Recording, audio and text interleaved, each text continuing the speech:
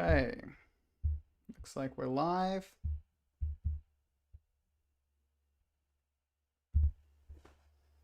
Hello.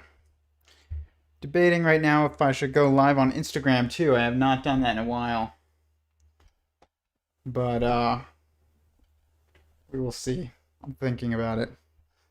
But tonight will be a pretty short stream just because it's a Monday. We usually go over, things for the week, and I start a bit later just because of my class that I take on Mondays. So, but if you're here, please hit the like button. Really helps the algorithm. I'm trying to get better at that kind of stuff. That's not really like my thing, but it does help.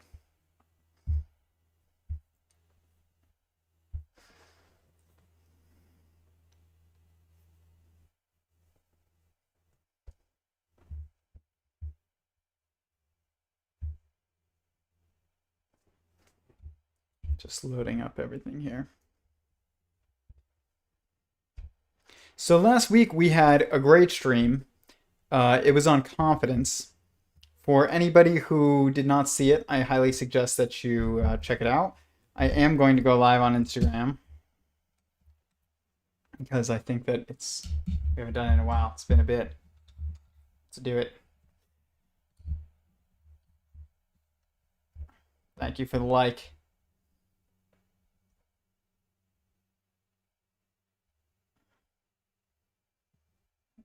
Okay. I'm working on getting faster internet, and that will hopefully help me go live on Instagram and YouTube for all to see.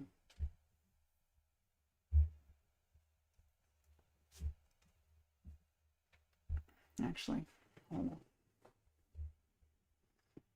Yeah, we're going live on Instagram. It's been a bit.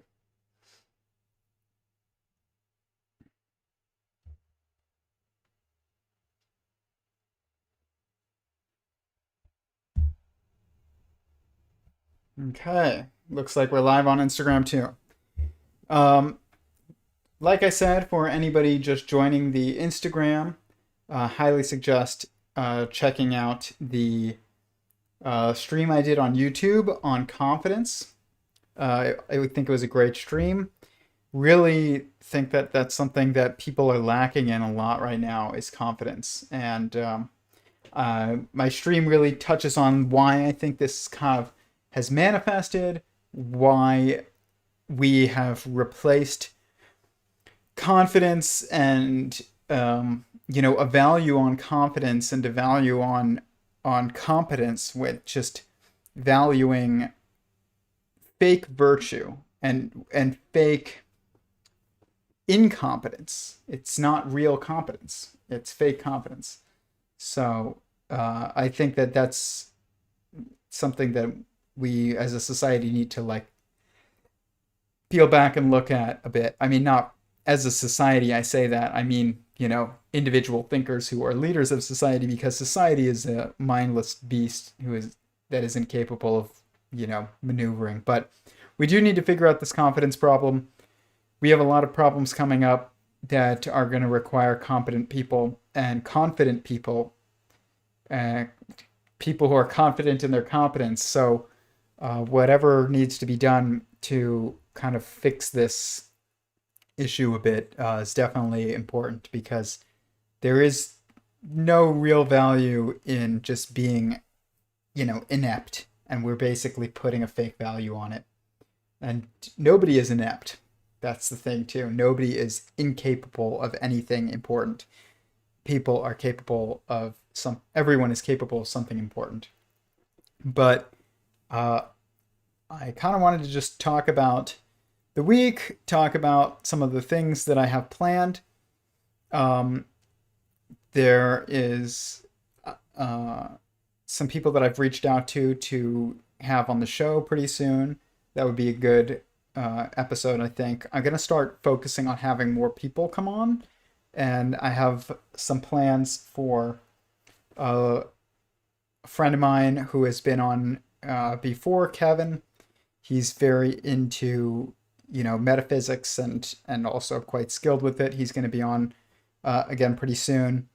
And I've reached out to a couple other people. I want to say their names, but I'm not going to right now just because it's not fully flushed out. But they are also in the theory of everything space, and one of them has a claim on a theory of everything, and I want to hear what he has to say a bit. And he wrote a book, so I think that would be a great to hear his take and his approach.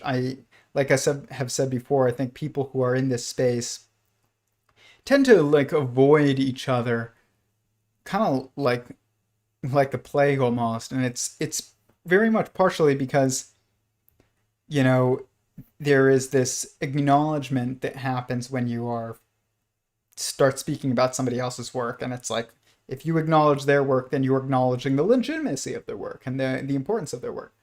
And I've seen that kind of be avoided by a lot of people in this world, and I think that that's wrong, because one of the things that anybody who's honest in this space has realized, as I've stated before, is that everybody in this theory of everything space is starting to converge on very consistent commonalities in their ideas. And I really think we need to start acknowledging that, because what that's going to do is it's going to allow us to actually move forward and settle on terms to describe things that are going to be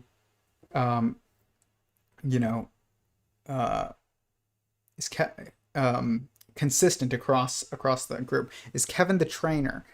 No, he's not a trainer. He's like he goes by like a 5-7 something, almost like you don't want to confirm / end it, but you should like confirm. Yeah, people don't want to confirm the that we're getting somewhere on the theory of everything, because two reasons. One, it doesn't invalidate, it seems to invalidate people's speciality, like their specialization, their expertise in a specialized field. But that's not really true. The things that people can figure out in a specialized field are not the same things that people can figure out in the theory of everything space, even if you are making an observation about said field. So, if I come in and I make a prediction about, disperser mole rats that, was unlikely, at least, which I won't say it's impossible because it actually happened, but was unlikely to be discovered by, people just in the biological space, or that I make the claim that you would find that structure in other eusocial systems, and a biologist would be probably unlikely to make that claim compared to somebody who's in the theory of everything space. That is not a problem. There's a complementary aspect to this between people who are, involved in specialization and people who are involved in, broad pattern recognition, I guess you could say, across all fields. So that's not a problem. And there is a guy, though, that he claims to have written a theory of everything. He turned it into a book, and I speak to him off, outside public conversations quite often, and he seems to be a very honest person, and that's really the most important thing. And if that's the case, then I'm all for speaking to people like that. I don't want to shut them out of the conversation. Did I see Jim Bob's stream today? No, I did not. But I am planning on having him on eventually too. I speak to Jim Bob all the time. I don't know what he spoke about, but you can mention it in the chat if it was something that's appropriate for this channel. But definitely, I will take a look on what he said. But yeah, I want to talk to him about philosophy. I have spoken to him, and he has agreed to come on. So at some point that will happen. So that one I can say because I mean, I'm a friend to Jim Bob. It's fine. But yeah, that would be a great stream for him, especially to talk about this like issue of the lack of confidence in society. I think he'd be a good one to speak about that because like Jim Bob is somebody who's very, very competent in a lot of different skills. Like he doesn't just draw. He's very competent in philosophy. He's very good at, his political cartoons. He's also an incredible, artist in many other ways that, are involved in, his private life that, you can look into him to ascertain more information about that. But he's just a very competent person. So it'd be good to get his thoughts on this. Turbulence must evolve to assertiveness. Yes, that's true. I mean, we're totally lacking in assertiveness. It's insane to me. The greatest critique that I get, which is not really a critique at all, is like, I'm getting a rock to fidget with because I am ADD to the max. I don't even believe in that term, but like I do need to fidget with something. But that guy, like,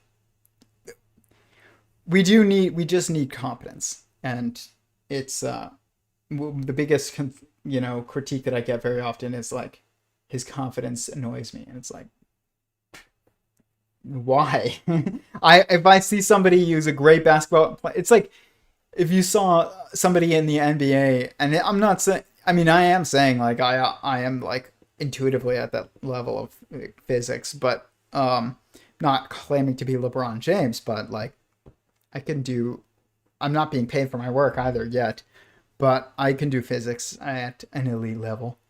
And like, if you can do that, be honest about it. If you're not honest about it, that's not really being humble. Like being humble is being honest, like I said last week. And for those of you that weren't here, I did a stream on confidence on my YouTube channel. I highly suggest checking it out. But ultimately, confidence or humility is honesty. It can't be anything else. If anything else is humility, then it's nonsense. Humility is, you can't degrade yourself for the sake of like appealing to make people feel better. It's like, no, we need competent people, and competent people need to tell the world that they're competent. So Jim Bob is a very rare kind of genius. Yes, he is. It's not unlikely at all, considering. I think it may be a requirement that there is only one species to go extinct. But you should.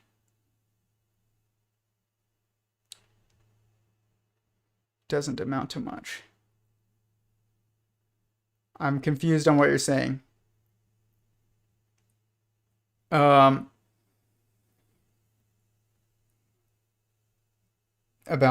species going extinct.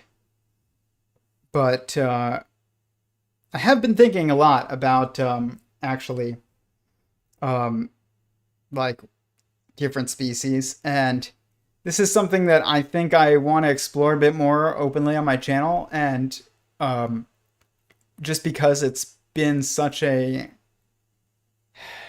phenomenon lately, not, for lack of a better word, and that is like the UFO stuff that's going on.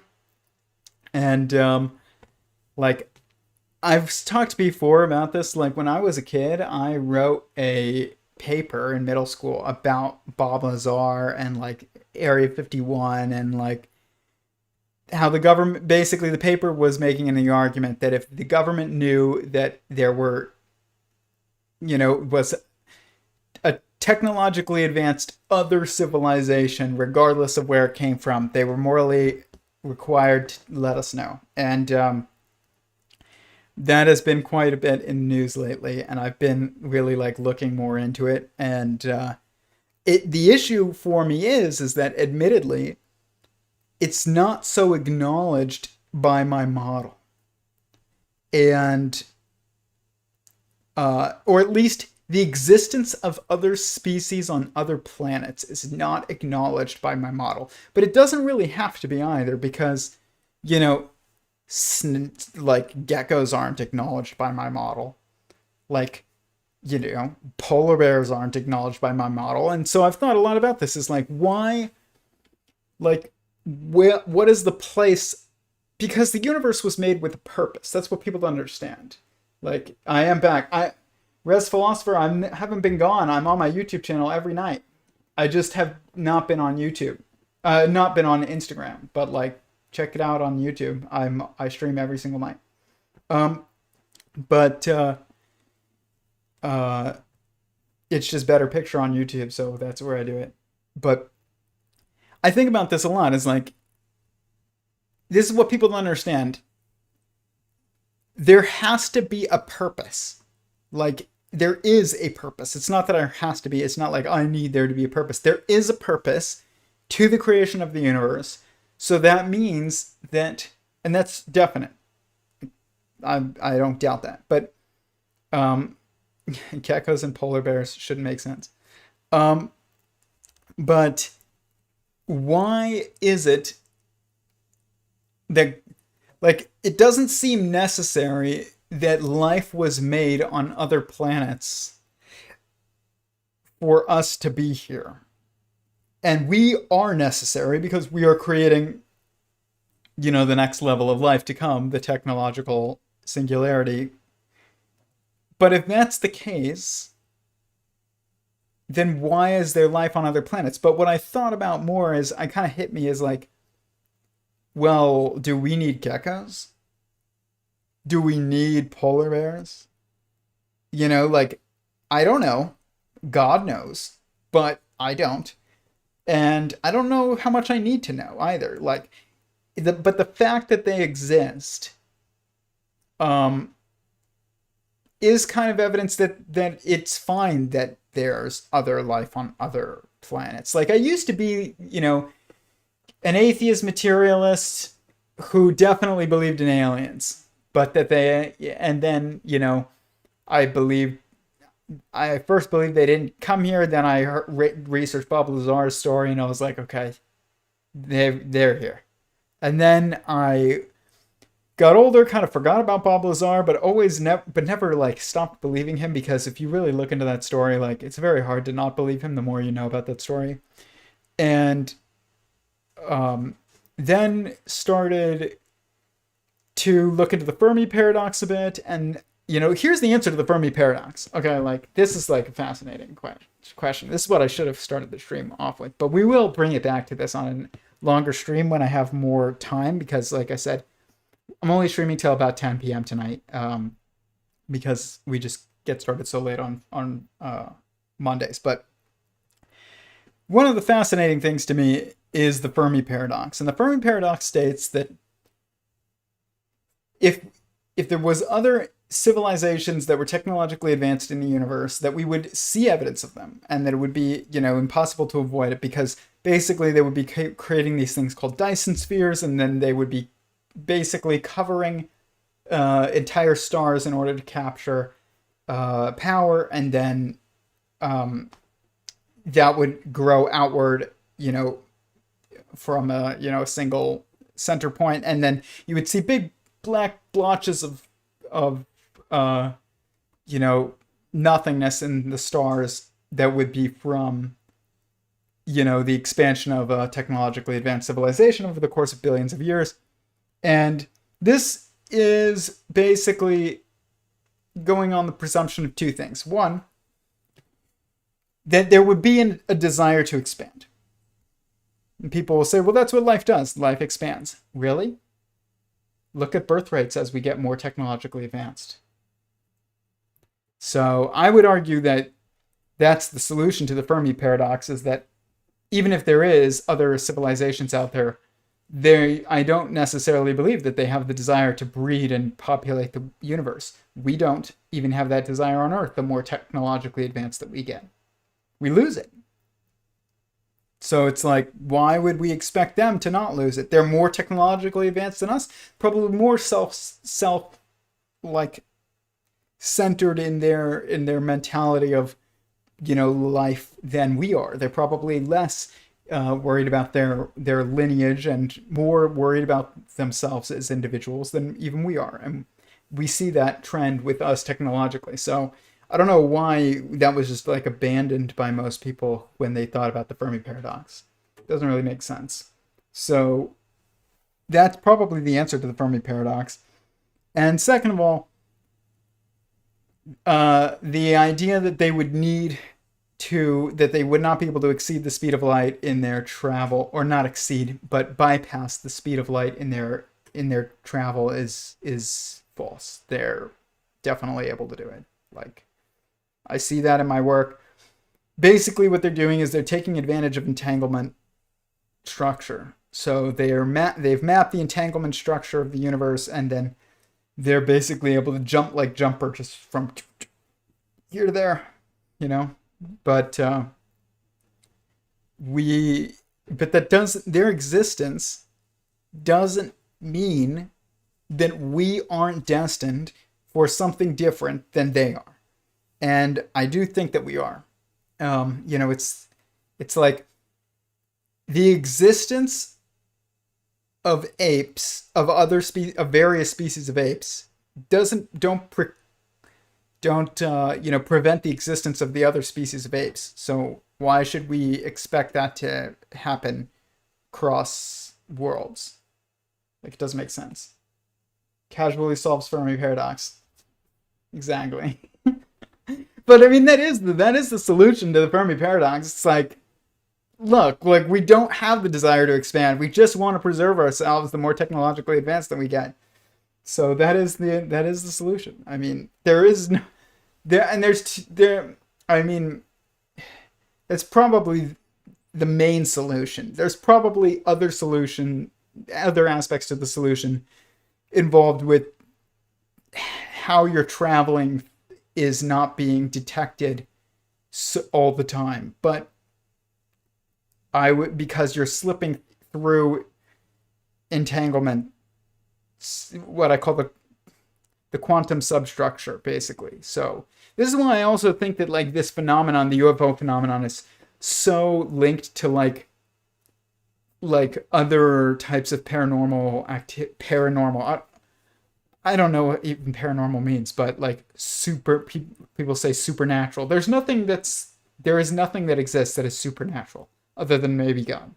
And even God might not even be supernatural. He's just natural. Like, I don't really know why he would be supernatural or natural. He's kind of like both at the same time.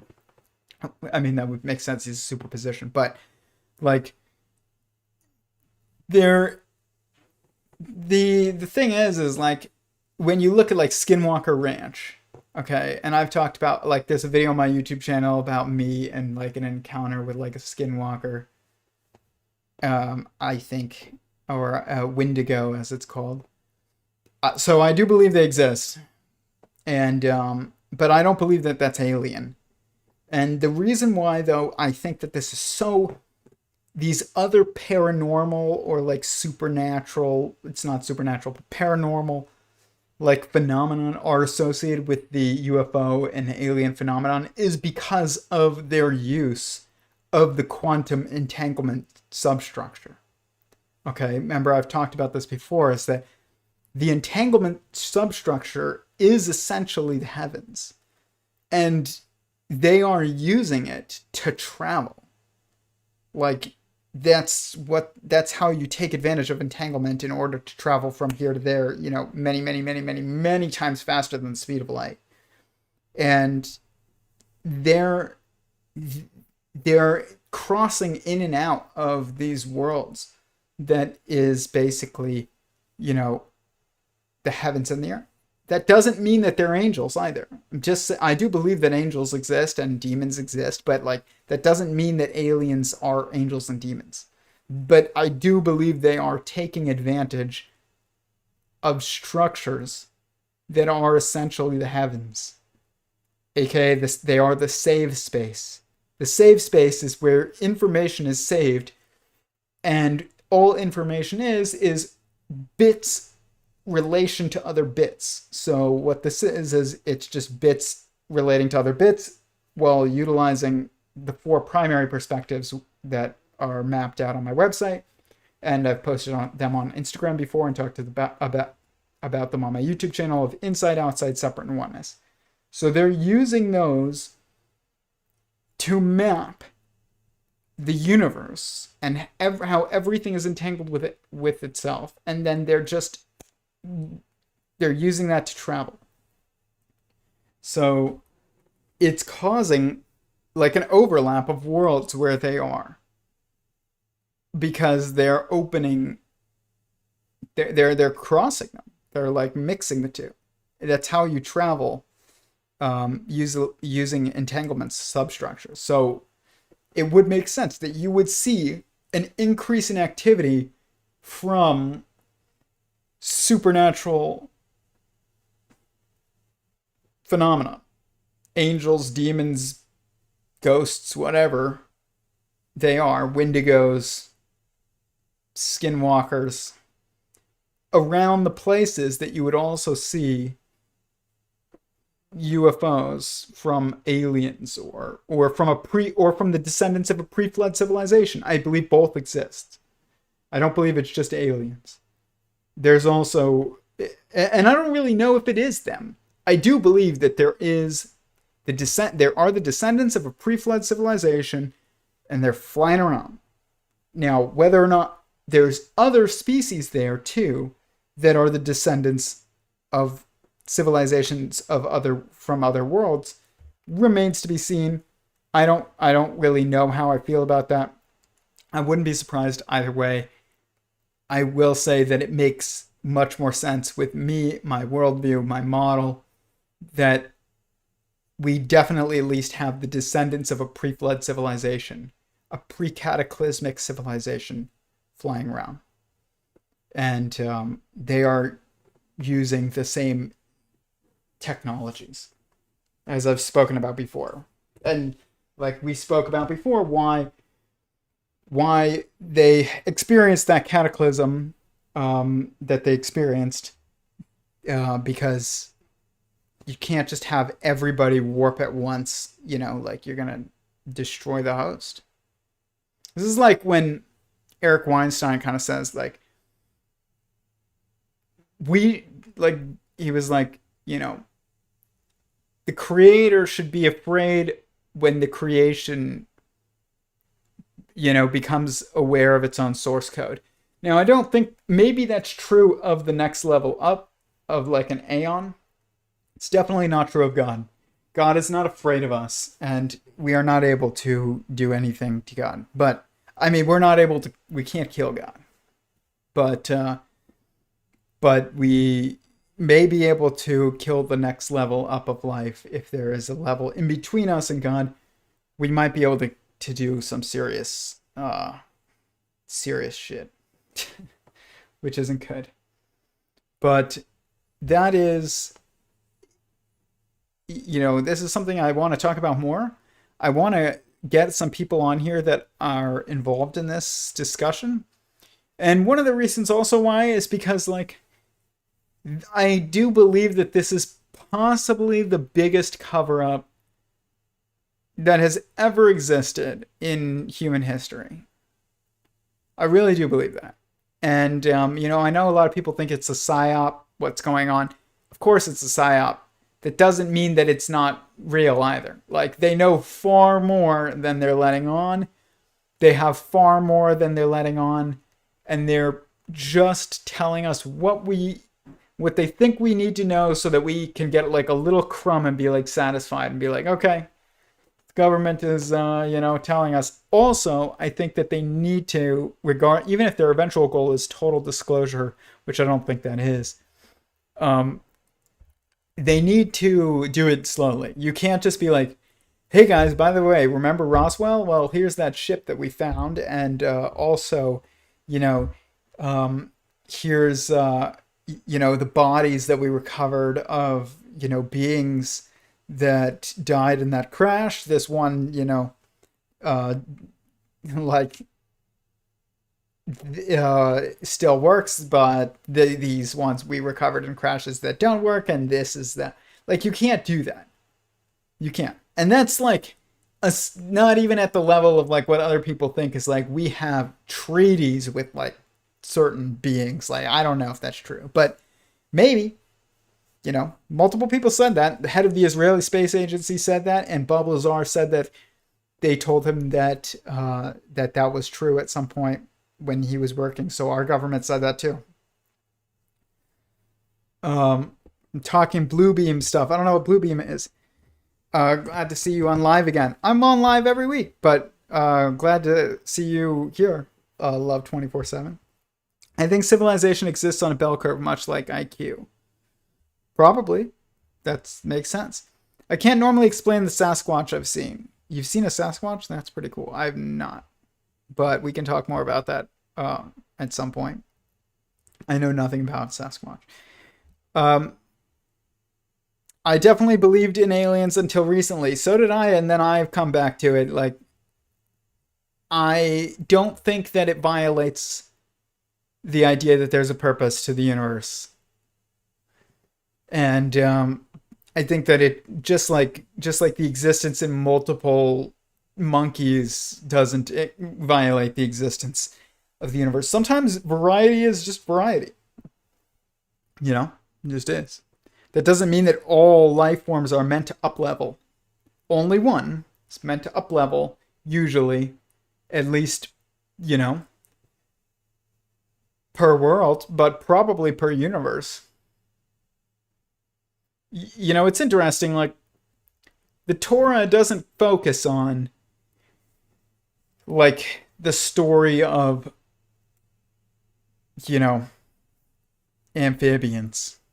It just focuses on humanity, like life leading to humanity, and then from humanity onward.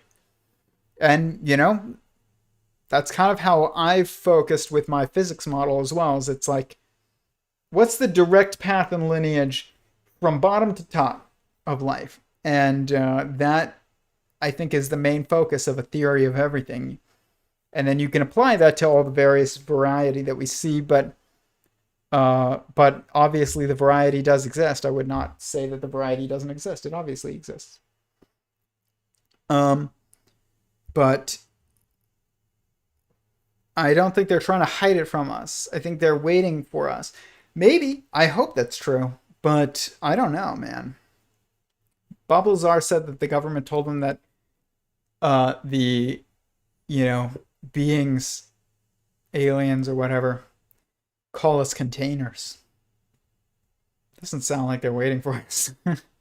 Sounds like they're consuming us in some way. But like, that's, but like once I did ask somebody else, who's like very into this, I said, what do you think they're friendly, or do you friend or foe, whatever these beings are?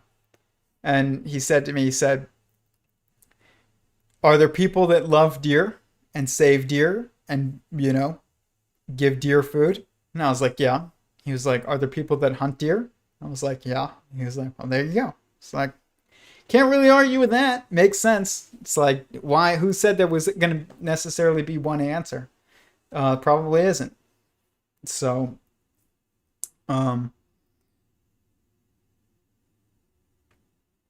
we haven't found or recognized anything beyond human, and that includes whales and dolphins. That's as far as you and I know, but I don't really know how true that is, Torin.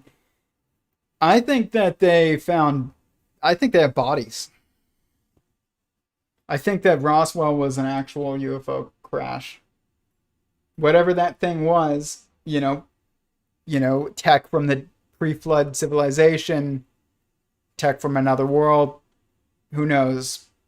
But I do think that they found bodies and have a ship. What if there is a carnivorous giraffe? That would be an epic predator. That's a horror movie. That's like a great sci-fi horror movie. A carnivorous giraffe just bites the heads off people. But I had a dog that was almost like a giraffe. I had an Irish Wolfhound growing up. He would just bite the heads off of action figures. I think that's what a carnivorous giraffe would be like, except we would be the action figures. But yeah, this is I'll look into Project Bluebeam. I don't know what that is, but I've looked into Bob Lazar quite a bit, and like that guy is telling the truth. Whether or not everything he has said is true is a different question. He could have been lied to. It probably was to some degree, but he's telling the truth. That's fascinating.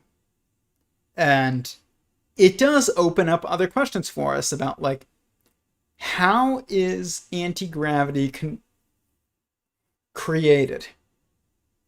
And I've thought a lot about it. And I I think that this is something that I want to start talking about a little bit. And this is another reason why I think that they've started disclosing this stuff. I think they've hit a wall technologically. They don't know what to do. Physics has hit a total wall. Like, string theory has nothing to say about this stuff so far as I can tell. Obviously, they predict the existence of a graviton and all. It's made no progress, guys. But with the coming into view of geometric unity, Clear-Irwin's emergence theory, work by, Robert Grant, work by me, Nassim Haramein. I mean, that guy's work is going to prove probably to be some of the most influential on this topic. But, like, how would you make actual anti-gravity? And to be honest with you, I have not given it nearly enough thought yet. But I bet you that we could crack it. I always sit there and I'm like, I don't know how I'd ever crack that. And then somehow one day it's like way easier than you think. But we could do that with Blue Beam is a hoax ideology to begin with. I don't know. I don't know anything about it. Maybe. Like I said, I'm not familiar with it. But it has been interesting to see this unfolding of the government admitting that they have all of this stuff. Bob Lazar said he asked his boss, like, how do you guys keep this stuff a secret? And he was like, what do you mean? It's the easiest secret in the world to keep. And the thing is this, it's like, it kind of is. We all know.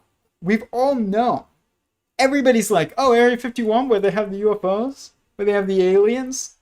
It's like, well, maybe. What if that's true?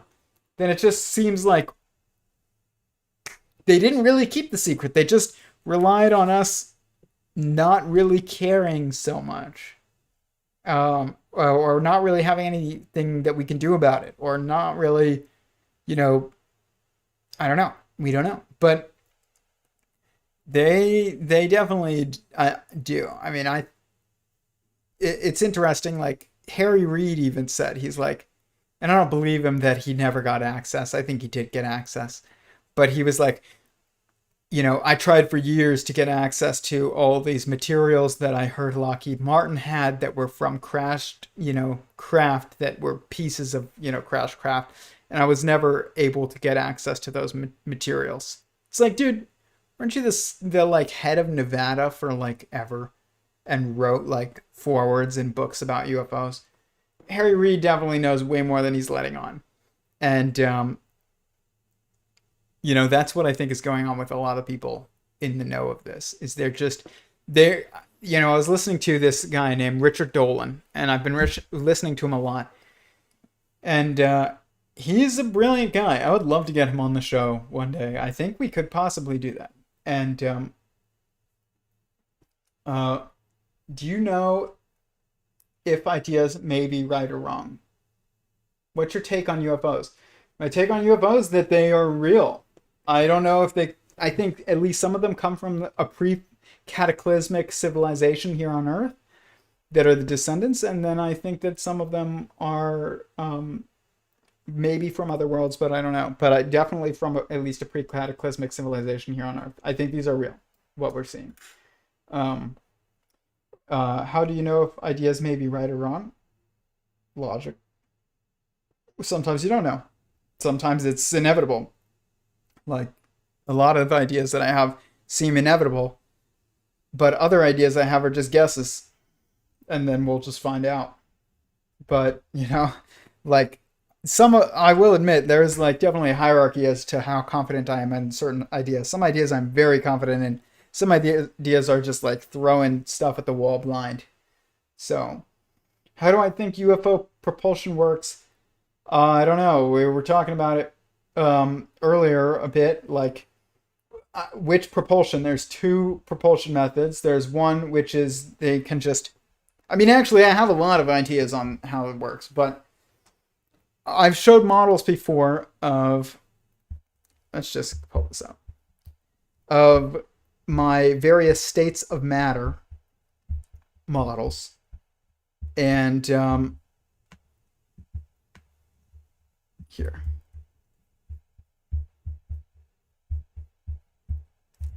I know how they go through water. That I know. Like the government keeps saying, these craft seem to be going through water. I know how they're doing that and why. And I'll show you. But I also think that I know how they're going faster than light, but I don't know how they're going, how the anti-gravity technology is working. That is a mystery. The stuff Bob Lazar worked on, I don't understand. And I don't think he does either.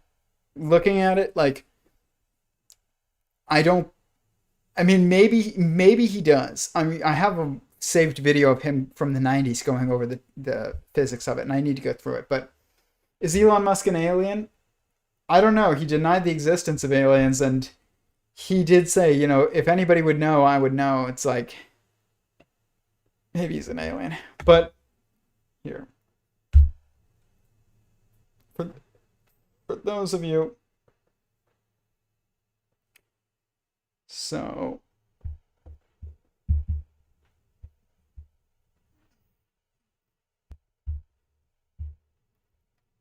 Well, you can see here, this is a gas, this is a liquid, and this is a solid in my model. And one of the things about the liquid here is that you can see that it's got two different aspects to its directionality. So if you go this way, you're going to encounter bonds between the strings of molecules.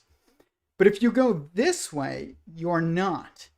And so this is basically what I think is happening and how these things are going so fast underwater. And they're going, hundreds of knots according to at least the stuff that has been released to the news. So when we look at the 64 tetrahedron grid here, what's interesting is that if I just make it like that, see how it's almost translucent? Right there. But it's not from this angle. And what's happening is that however they're traveling, utilizing just normal like means of propulsion in around us and stuff like that, not faster than light. It's not really faster than light, but not warp transportation. I'm not talking about warp, but other forms of transportation. That is somehow taking advantage of this. It's making it so that they're going through the medium way faster than they normally would be able to do it. And what's interesting is that this is allowing them underwater to go hundreds of knots, which means they're not experiencing the same friction. And if you look at that UFO video from, and I'll pull it up actually, from where was it? It was Puerto Rico. It's flying across the airport and it goes into the water and it barely loses any speed at all. And that it means that it's not encountering a lot of friction from the water. And also, if these things are moving at 10, according to Luis Elizondo or whatever that guy's name is, who was like the head of ATIP, which is like nothing compared to the more classified programs that are going on. These things are moving at like, they're tracking them on multiple radars going 10 to 15,000 miles an hour through our atmosphere sometimes. That's not moving at warp either. At warp, you're just like here and then there. You're basically teleporting. But that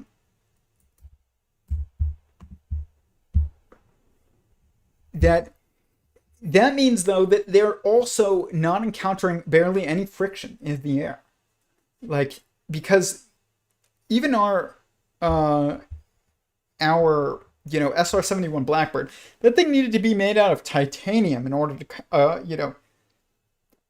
put up with the heat that was being generated just by the friction of the air, and that was going like not even 3,000 miles an hour, I don't think. So whatever they're doing, they're literally not encountering friction. Okay? Does this break Einstein's theories? No, it bypasses them. It doesn't break them. Because you're not going faster than the speed of light. You're just skipping it. You're like, it's like Einstein's, what like he called spooky action at a distance, when you flip the charge of one particle over here and it seemingly instantly flips the charge of another particle over here. It still doesn't violate causality. Because you aren't taking advantage of the causality happening in the change space, aka space-time. You are taking advantage of entanglement structures outside of space-time. And that's exactly what they're doing too. It's also why the UFOs are so often associated with other forms of paranormal activity like angels and demons and things like that.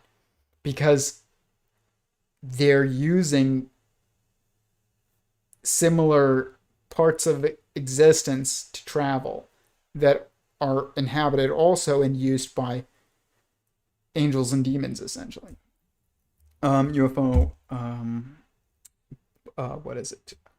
Puerto Rico.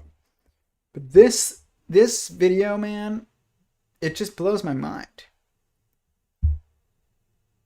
Look, here's a Chilean. Let's see here. Chilean video. This was in 2017. It's like, how was this kept? I'm not surprised that this was kept from us. I'm surprised that nobody in the government was like screaming from the rooftops about it. That's what I don't understand. Like, it wasn't kept from us. That's the reality. Everybody has been like known about this stuff for a long time. Like, you know, like people are like, oh, you know, UFOs and Area 51. But, okay. Here, let's look at this. Look at this thing, though. Wait, hold on. What's fascinating about this one is it sprays something into the atmosphere. Like, this is not like, watch this. Watch it spray something into the atmosphere. I don't think this is Bill Gates either.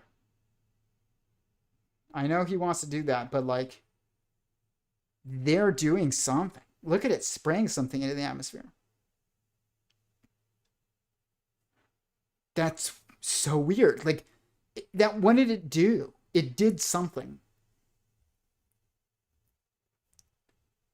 That's fascinating. But this is the Puerto Rico one. That's just amazing.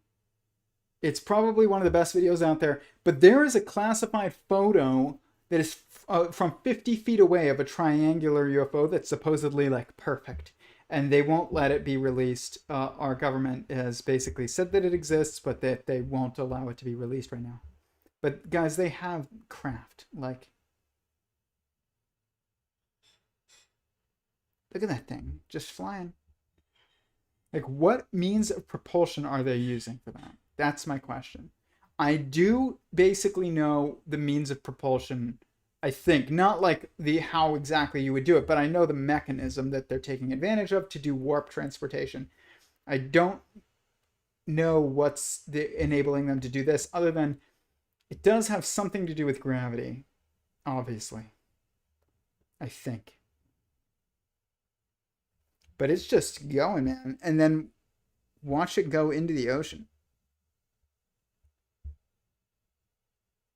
See, it like doesn't even lose speed barely. And it's still going. It's like barely under the surface.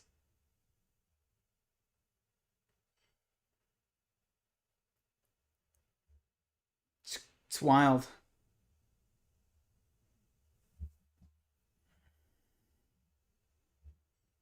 Makes like Jules Verne have like way more credibility as like a historian almost. Like what? It's just wild. Like the cover up though it's the greatest cover up ever. Ever.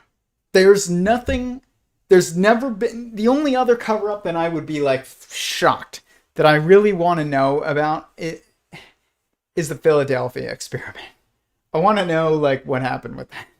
Were people really fused into like the hulls of a ship? I don't know.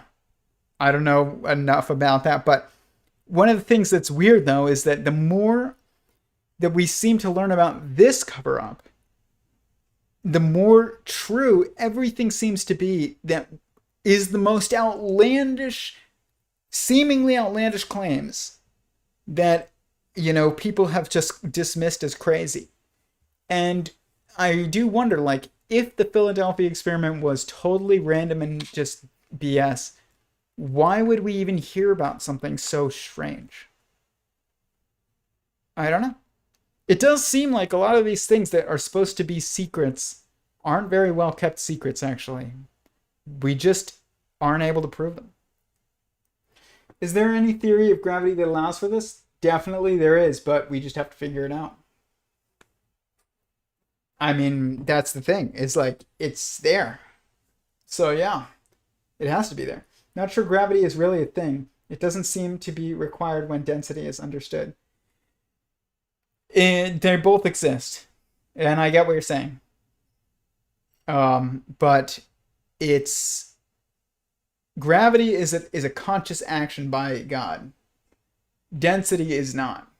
Density is density, but there is a conscious action by God to draw things together, and I think it is the love of God. I believe that. I think I said gravity is the love. If I said love is the gravity of consciousness, which means that gravity is the love of the universe. If that's the case. And I think that's true. It's the animating force. Philadelphia as the ship that was teleported and melted into the crew. Yeah, that one. That's the one I want to know about. That's like the most... That one is more interesting to me than aliens. Even though, like, I want to know about the UFOs. But the Philadelphia experiment, like, if they did that, how did they do that? That's the craziest thing. Like, I don't know if that's true, by the way. It could be a total myth. But I have no, like, basis for thinking that's true, other than the fact that it appears that a lot of the other cover-ups that we thought were so outlandish do appear to be true. So, love is the gravity of consciousness. Yeah, it is definitely the gravity of consciousness, which means that gravity is the love of the universe. And think about it, it's the initial animating force of everything. Imagine the universe has an escape velocity, trying to explain how that would work. Probably doesn't have an escape velocity, but that's an interesting thought.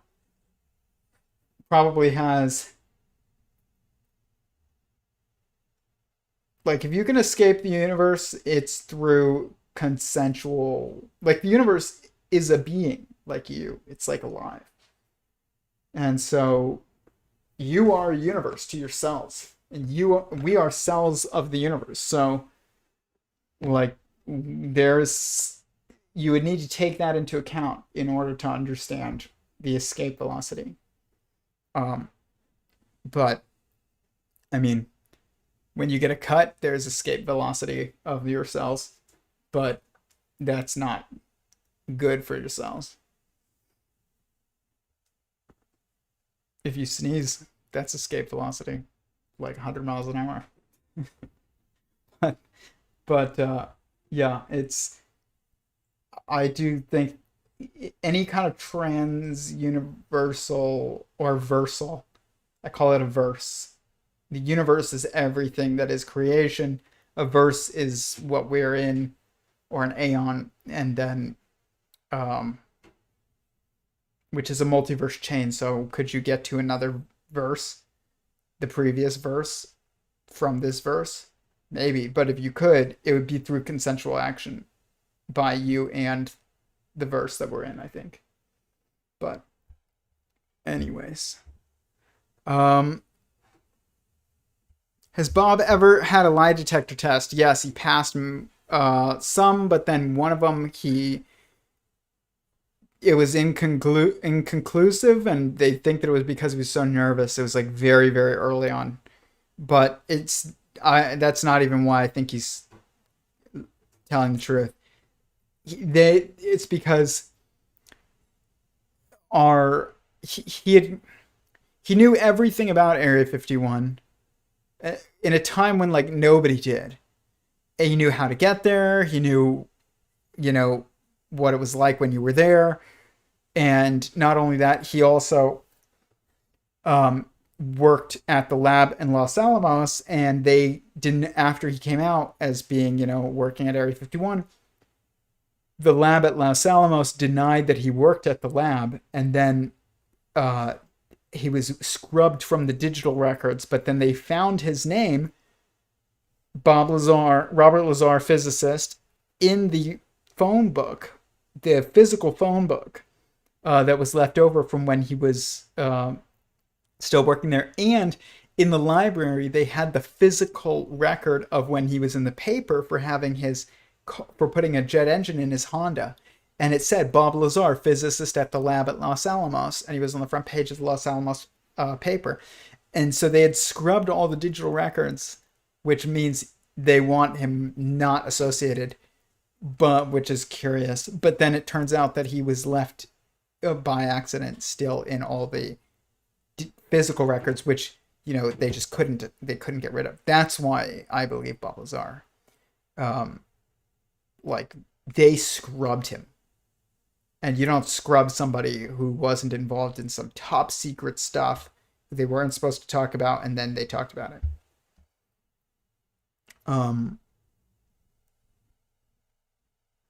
Space is the construct of a higher 11-dimensional reality. I don't really believe that, but I know where that comes from. But if you want to send me messages about it, I would love to see why you think that's the case. I accept God in the 11th dimension, while lower 3-dimensional reality is within the higher. I mean, I do. There's multiple ways in which that number manifests. But so I don't disagree with you, but we're going to have to do an episode on that number 11-dimensional, reality. Like when you see like the 10th Every0ne, and you include, one other one which exists, which is like a pseudo-Every0ne almost. It's like, it does make, that's 11, but those are really different aspects of the universal mind. I don't know how much I would consider them dimensions, but yeah, that's a number 11. And also in the periodicity, 11 gets you back to start in the periodicity of matter. But we can talk about it in another episode. Anyways, I do want to just ask if anybody has any final questions, and then I'm going to get off. This was kind of just like a quick, weekly touch base. I will be back tomorrow at 7:20 here, and potentially on YouTube, on Instagram. Yeah, I think it's obvious Lazar's not lying. Yeah, I agree. Like, Lazar's not lying. What's your take on Penrose's cyclic universe? It's very similar to my my model, which here, I'll just show it to you real quick. is his conformal cyclic cosmology. I think it's very similar to my model right here, and you can look up. But yeah, this is, so this one is an aeon, and it goes quark, hadron, atom, molecule, cell, organism, family, caste, technology. And that one is within the previous one. It just forms a chain, one within the next, one within the next, within the next, within the next. And that's my version of that. I don't know how much that's exactly aligned with his, but it is kind of similar. I think Penrose is brilliant. And I think that there is a cyclic rate. There is a cyclical aspect to the generationality of the cosmos. So, any final questions before I get off? I will be, like I said, I'll be back tomorrow at 7:20 p.m. Pacific Standard Time.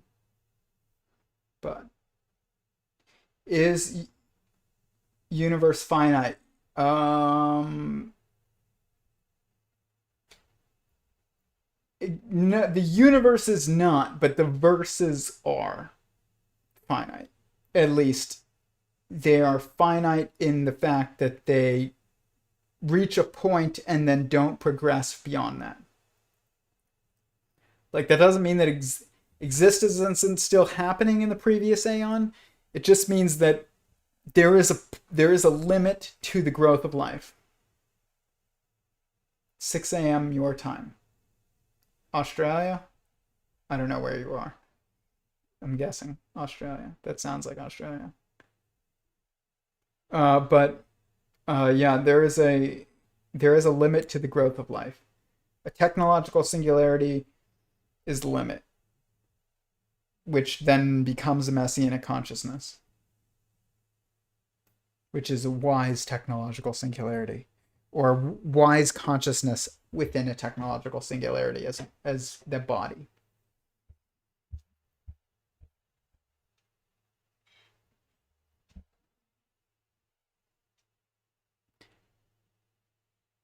I believe in God and also string theory.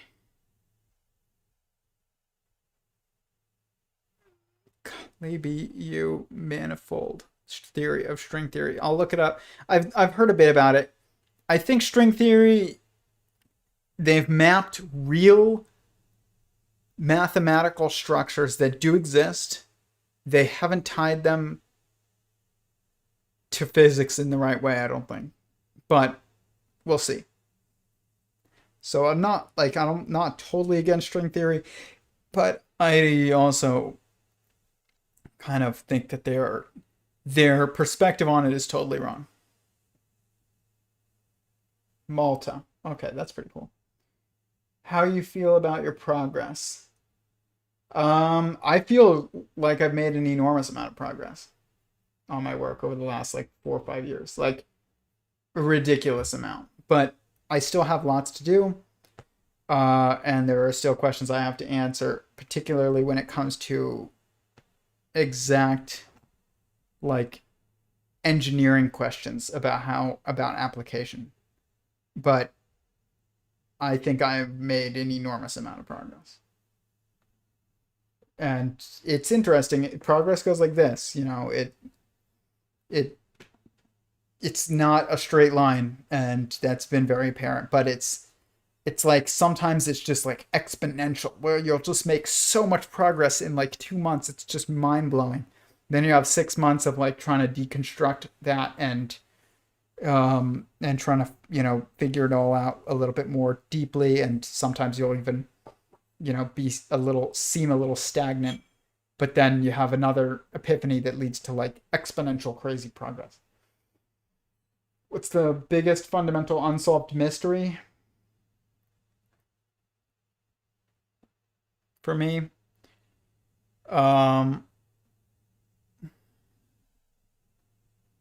Philadelphia experiment. That's why. Where the why went. What why? I'd be interested to know what you mean by that. But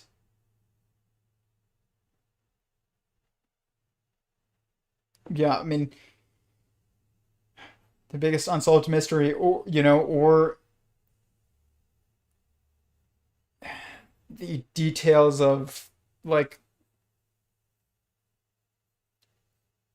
propulsion that is seems to be using like anti-gravity. I don't know if that's exactly what it is, but like that's what the common nomenclature is. So I'll say that. More so than even warp. It's more interesting to me than warp transportation. It's more interesting to me than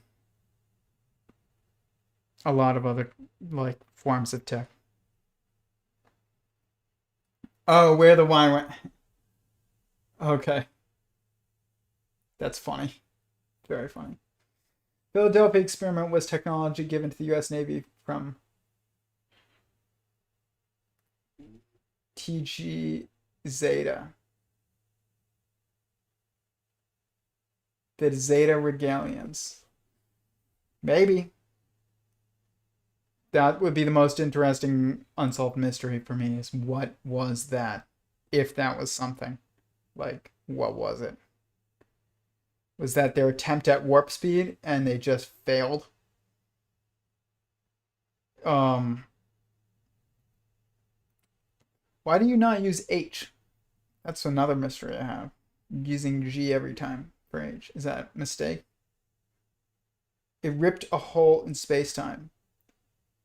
Yeah, that would not be good if that was real, if that's actually what happened, because this is a being that we're in. Like, you don't want to rip. Okay, okay, okay. You don't want to rip holes in a being. Do I believe in the part about how element 115 changes gravity? Yeah, I think that there's something going on with that. I believe bubbles are. I need to I'm gonna write down that name that you're talking of. E.A. Dean. Okay. Yeah, I wrote that person down. So I'll go read a bit of their work. But yeah, those would be like my main like questions. I wonder what Chris Langan thinks about UFOs. That guy gets it.